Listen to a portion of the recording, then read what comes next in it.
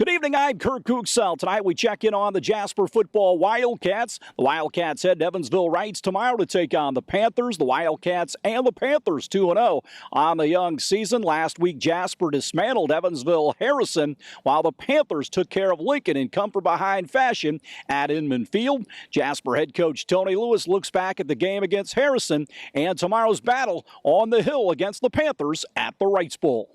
Obviously, we scored 50 points, so you can't be too upset at the offense. We didn't put the ball on the ground, which was one of our goals is to take care of the football. So we were pleased with that. I thought, on both sides of the ball, a little bit we lacked a little bit of intensity. It's hard to say that when you win 50-7, but we felt like we could have played harder on both sides of the ball. Defensively as well, I thought we didn't swarm to the ball like the first week we did against Memorial. And I'll be honest, with the viewers, we didn't feel like we had a good week of practice, and we let our kids know that. We can use every excuse in the book. It was hot. We're coming off a big win, but the bottom line is those were excuses, and we didn't have a good week of practice. And our kids understood that. We didn't have a good pregame, and, we weren't real happy with them, to be honest with you.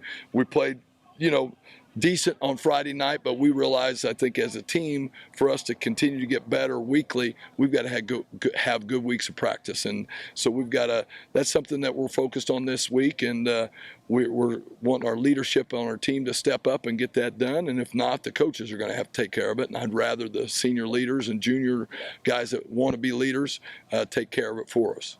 Take a look at this Reitz team you're going to play. Reitz is very athletic. They've got a really good quarterback that can run and throw. Got a couple good, 2 to 3 good running backs. They rotate in some athletic receivers. They're going to throw the ball all over the field. They're going to run trick plays. 2 to 3 trick plays per game. So you got to be aware of that. They're great in the screen game. Corey does a really good job offensively of getting you spread out. But in essence, he wants to run.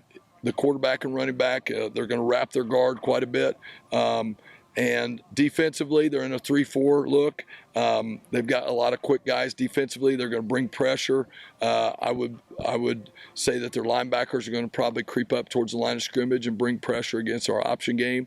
And we've got to do a good job this week of preparing for those kind of things and understanding that everything goes back to our rules.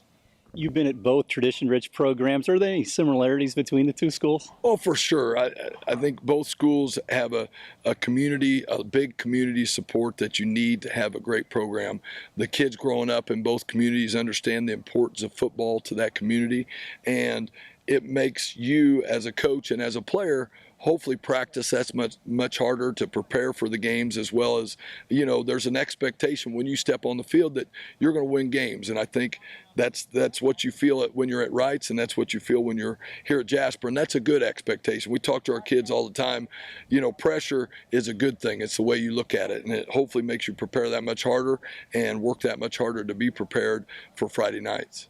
That's Jasper head coach Tony Lewis. You can see the Wildcats and the Panthers Saturday morning at 10 right here on 18 WJTS. Stay tuned. We'll have more news right after this.